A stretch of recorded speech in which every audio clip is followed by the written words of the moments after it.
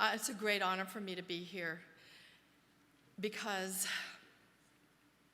we women really do look very hard at each other. Like, check my jacket.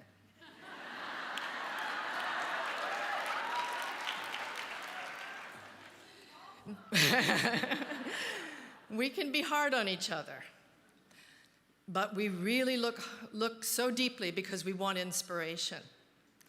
Here's what happens when I compare myself to Hillary Clinton, which every living American woman my age has done at one point or another, maybe too often, over the years. I find a lot of similarities. We're roughly the same age. We both have 2 brothers. Mine are annoying. We both grew up in middle-class homes with spirited, big-hearted mothers who encouraged us to do something valuable and interesting with our lives. We both went from public high schools to distinguished women's colleges. And we both called home collect from the dorm phone freshman year from those colleges saying, "I'm not as smart as the other girls here, I shouldn't be here." And both of our mothers said, "Don't be ridiculous. You're not a quitter." And we both went on to graduate school at Yale, which is where the 2 paths diverged in the wood.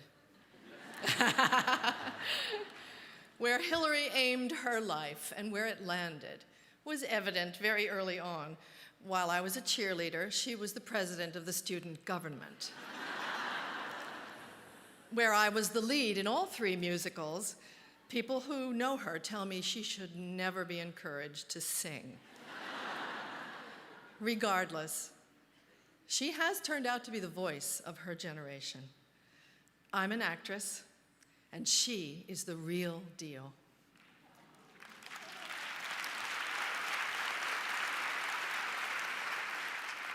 Two years ago, when Tina Brown and Jan van Furstenberg first envisioned this conference, they asked me to do a play reading called, the name of the play was called 7.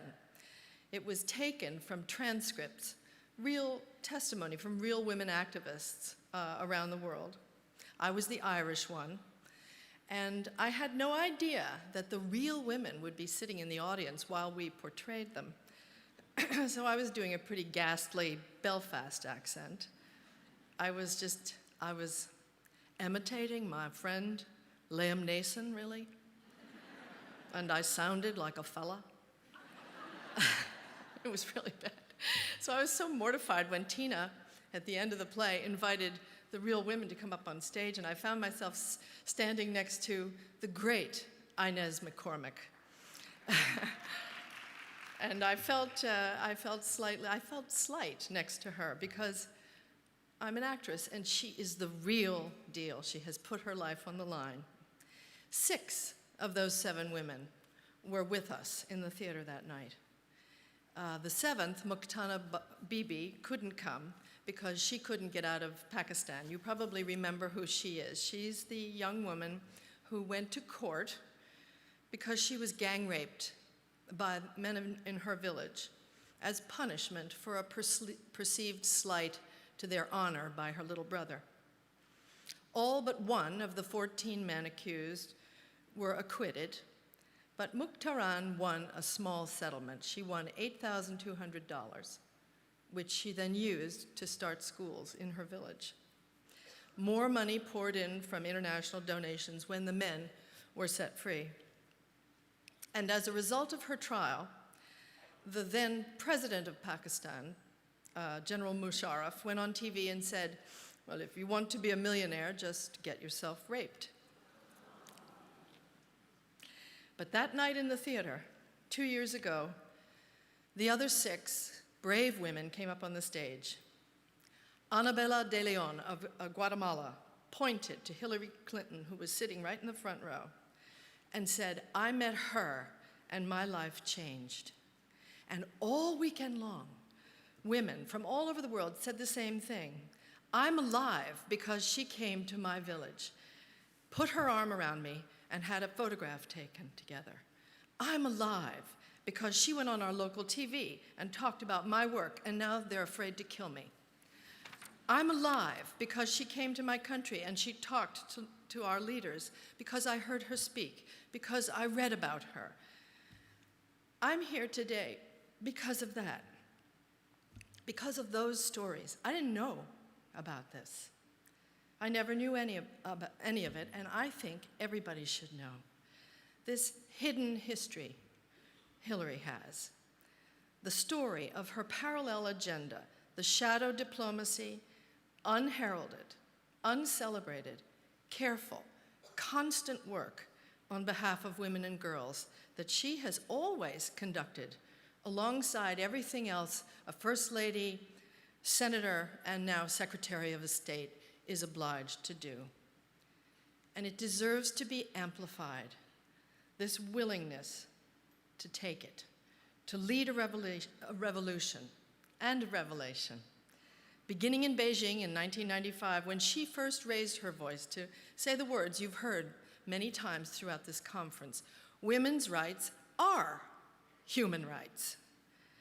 When Hillary Clinton stood up in Beijing to speak that truth, her hosts were not the only ones who didn't necessarily want to hear it.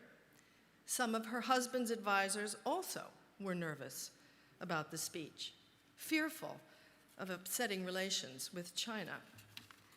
But she faced down the opposition at home and abroad, and her words have continued to hearten women around the world and have reverberated down the decades. We've all spent a lot of time thinking about Hillary Clinton because, poor girl, she represents us. Hillary is us, and we are Hillary. But while we're busy relating to her, judging her, assessing her hair, her jackets, supporting her, worrying about her, is she getting enough sleep? She's just been busy working, doing it, making those words, women's rights are human rights, into something every leader in every country now knows is a linchpin of American policy. It's just so much more than a rhetorical triumph. We're talking about what happened in the real world, the institutional change that was a result of that stance she took. Just for one example, a small thing. Now, because she is Secretary of State, every desk officer in every country around the world knows that they should be aware of the fertility rate of that country. Because the fertility rate tells us whether that country will be able to feed, educate, and employ its citizens. This had not really been a priority before, when officials would tend to pay more attention to counting tanks and troops and courting the tribal elders. They didn't really focus on babies or listen closely to their mothers. They didn't look that specifically at women's health, education, or employment statistics. Now, we know that the higher the education and the involvement of women in a culture and economy, the more secure the nation. It's a metric we use throughout our foreign policy, and in fact, it's at the core of our development policy. It is a big, important shift in thinking. Horrifying practices like female genital cutting were not at the top of the agenda because they were part of the culture, and we didn't want to be accused of imposing our own cultural values.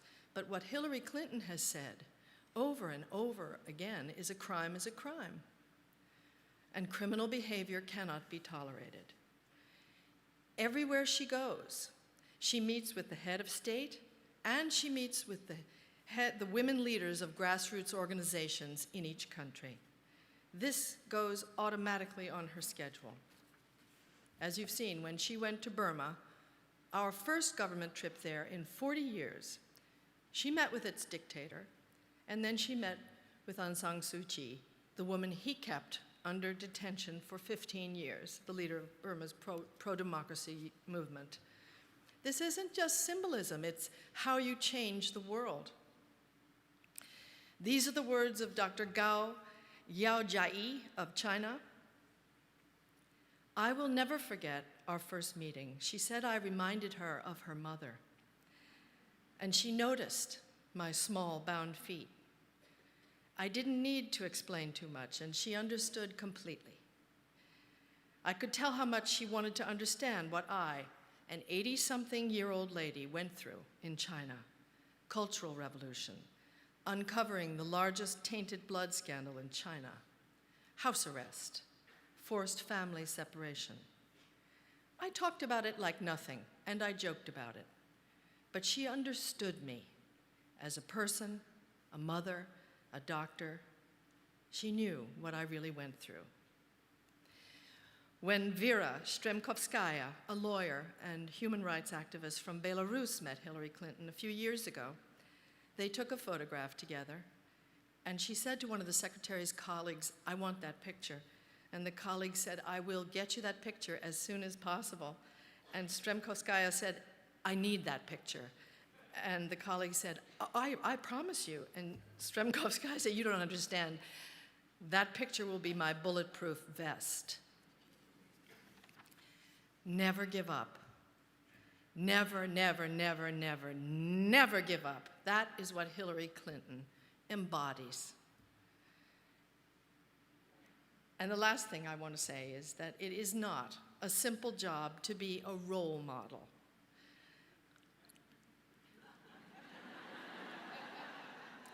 It is not just being endlessly compassionate, polite, and well-groomed. It's equal parts being who you actually are and what people hope you will be.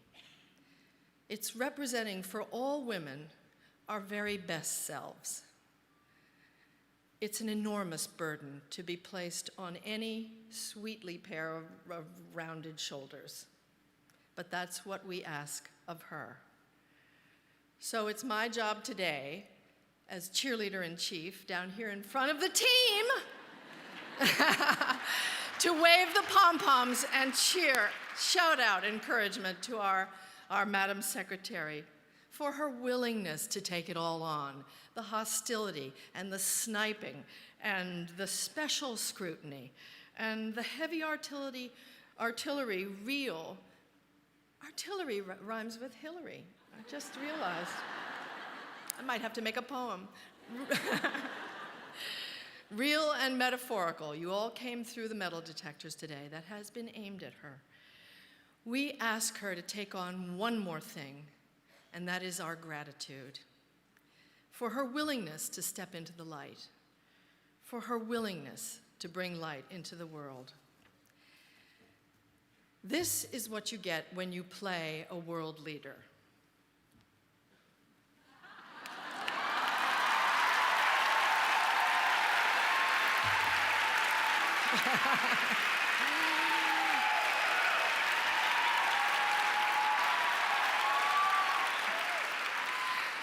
But if you want a real world leader and you're really, really lucky, this is what you get.